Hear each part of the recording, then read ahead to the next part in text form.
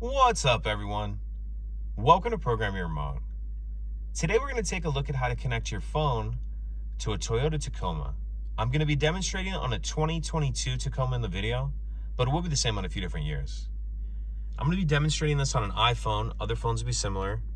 The first thing you want to do is go into your phone's settings, go into your Bluetooth, and just make sure your Bluetooth is on.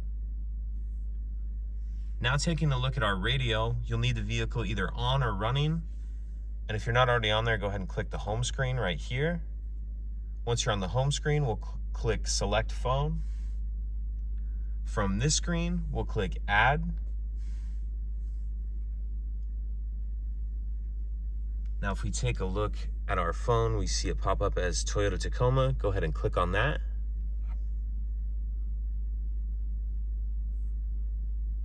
And now it's just asking if we want to give it access to our contacts.